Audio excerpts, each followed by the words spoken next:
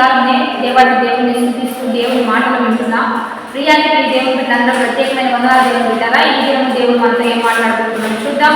పరిశుద్ధ లేఖన గ్రంథం నుంచి సామెతలు 9వ అధ్యాయం 11వ వచనం చదువుకుందాం.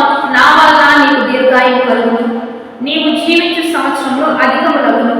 ఈరోజు దేవుని బిడ్డారా, దేవుడు మనతో మాట్లాడుతున్నాడు. నా వలన నీకు దీర్ఘాయువు కలుగును, నీవు జీవించు సంవత్సరంలో అధికములగును. ఈ మాట ఇస్తుంది ఎవరంటే ఈ ఉదయకాలమే దేవుడే నిన్ను బలపరుస్తున్నాడు. ఎందుకంటే దేవుని వాళ్ళే నీకు దీర్ఘాయువు ఇస్తాడంట, ఆయనే నీకు దీర్ఘాయువు ఇస్తాడంట, ఆయనే నీవు జీవించే సంవత్సరంలో అధికం చేస్తాడంట. ఎందుకంటే దేవుని బిడ్డారా, లోకం మనం చూస్తూ ఉంటే, లోక వైద్యులు చూస్తూ ఉంటే, లోక పరిస్థితులు మనం చూస్తూ ఉంటే బహు భయంకరంగా ఉంటూ ఉన్నాయి. ఎవరో ఎక్కువ కాలం బ్రతకలేకపోతున్నారు. బయట కాలంలో మనం చూస్తూ ఉంటే ఆదాము 960 సంవత్సరాలు బ్రతికాడు, మెతుషెల 969 సంవత్సరాలు ఎక్కువ కాలం బ్రతికాడు. ఆ దినాల్లో చూస్తూ ఉంటే వారు బ్రతికిన సంవత్సరంలో అధికములు. కానీ రానున్న దినాల్లో పాపం పరిపక్వమై అది మరణాన్ని కంటదని వాక్యం సెలవిస్తూ ఉండగా మరి పాపం లోకంలో బహు ఎక్కువగా అయిపోవడం కారణంగా మరి రాత్రి సమీపించుకోది అబద్ధికులు అంత్యకాలంలో అపాయకరమైన కాలంలో సంభవించిన కొలది మరి అబద్ధికులు, డాంబికులు, మనుషులు స్వార్థప్రియులు, బింకంలాడు వారు, అబద్ధికులు, అతిద్వేషులు, అనురాగరహితులు, ప్రేమ లేని వారు, సజ్జన ద్వేషులు, మంచినే ద్వేషించేవారు, పై భక్తి కలిగిన వారు వారి ఉంది దాని శక్తిని ఆశ్రయించిన వారు ఎంతో మంది లోకంలో కనబడడం బట్టి వారి యొక్క కాల పరిమితి చాలా తక్కువగా మరి పరిగణించబడింది దేవుని బిడ్డలారా. అందుకని చాలా తక్కువ కాలం బ్రతుకుతున్నారు. కానీ దేవుడు అంటున్నాడు, నేను మిమ్మల్ని బ్రతికింప చేయగలను, నా వల్ల మీకు సంవత్సరంలో కూడా పొడిగించబడే విధంగా నేను సహాయం చేస్తానని వాగ్దానం చేస్తూ ఉండగా మరి ఇప్పుడు మనం చూస్తూ ఉన్నాం ట్రైన్ యాక్సిడెంట్ కానీ మరి ఏరోప్లేన్ కానీ ఇవన్నీ క్రాష్ అయిపోయి చాలా మంది చనిపోతున్నారు, చాలా మంది మరణమైపోతున్నారు. వారు ఆరోగ్యవంతులే, శక్తివంతులే, బలవంతులే, మరి మంచి ఫుడ్ డైట్ తీసుకునే వాళ్ళే, కానీ వారి జీవితంలో నెమ్మది లేదు, సమాధానం లేదు. వారి యొక్క బ్రతుకు దినములు చాలా తక్కువగా కుదించబడిపోయినాయి.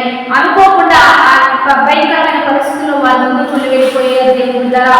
ఈరోజు కానీ దేవుడు అంటున్నాడు, నీకు మాత్రం నేను దీర్ఘాయువు ఇస్తా, నీకు మాత్రం మరి నా వల్ల సుఖజీవితో గడిపే సంవత్సరం నేను ఇస్తానని వాగ్దానం చేస్తూ ఉండగా ఈ వాగ్దానాన్ని స్వతంత్రించుకుందాం.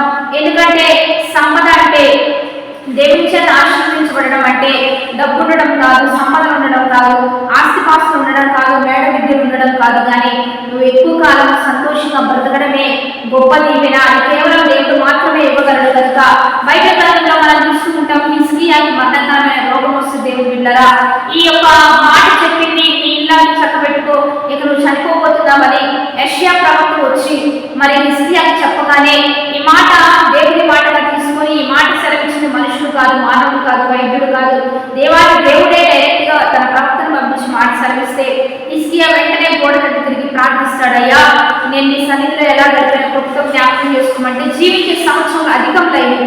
అట్లనే ఈరోజు దేవుని బిడ్డలా నేను దైవికంగా ఉంటే, దీవెనకరంగా ఉంటే, మందిరంలో ఉంటూ మందిర పరిచయం చేస్తూ ఉంటే కష్టకాలంలో నిన్ను బ్రతికించగలడు, నిన్ను అనేక దీవెనకరంగా ఉంచగలడు. 15 సంవత్సరాల ఆయుష్ను పొడిగించాడు. మరణకరమైన రోగం అంటే చనిపోతాడు ఇక, అందుకని ఇల్లాన్ని చక్కబెట్టుకోమని ఒక ప్రవక్తను పంపించి ఏమంటే తెలియజేశాడు. ఈరోజు అదే ప్రవక్త ద్వారా దేవుడు నీకు ఏమని తెలియజేశాడంటే, నా వల్ల నీకు దీర్ఘాయువు, నేను జీవించే సంవత్సరం నేను అధికం చేస్తానని వాగ్దానం చేస్తూ ఉండగా సంతోషించు, ధైర్యం తెచ్చుకో, విశ్వాసంతో ముందుకు కొనసాగు. దేవుడే వాగ్దానం ఇస్తూ ఉండగా ఎక్కడ అడ్డవేలు పడక, ఎక్కడ కుంగిపోక, నీ ఆరోగ్యాన్ని బట్టి ఎక్కడ కుమిలిపోక నీ సంవత్సరంలో దేవుడు అధికం చేయబోతున్నాడు. ఇచ్చిన వాగ్దానాన్ని బట్టి ప్రార్థన చేద్దాం. పరిశుద్ధ మహోన్నతుల గొప్ప దేవా, ఈ దినం మీరు మాకు బలమైన వాక్కును బట్టి నీకే మహిమ. ప్రతి బిడ్డకు సంవత్సరం అధికములు అవ్వాలి, వారు జీవించే సంవత్సరం అధికములు అవ్వాలి. నీ వల్ల దీర్ఘాయుష్మంతులుగా వారు అనేక సంవత్సరంలో అనేక దినములు సంతోషంతో, నెమ్మదితో, సమాధానంతో బ్రతుకులకు కృప చూపించి నీ గొప్ప నామానికి మనం తెచ్చుకొని బాధ్యత చెప్పిన వారికి దీవెన శుభములు ప్రకటిస్తూ ఉద్యోగంలో, వ్యాపారంలో, చదువుల్లో, గృహాల్లో, సేవల్లో, సంఘాల్లో అనేక దీవెనకరంగా సొసైటీ పరంగా ఆశీర్వదించి నీ ఘనమైన నామానికి మహిమ తెచ్చుకోమని ప్రభువైన యేసుక్రీస్తు నామం పేరట అడిగి వేడుకొని ప్రార్థిస్తున్నాము గొప్ప తండ్రి.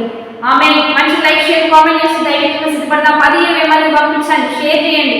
మీరు చూడటమే కాదు అనేక పంపిస్తూ అనేక ఆత్మీయంగా బలపడతాం. Happy blessing. ఆమేన్.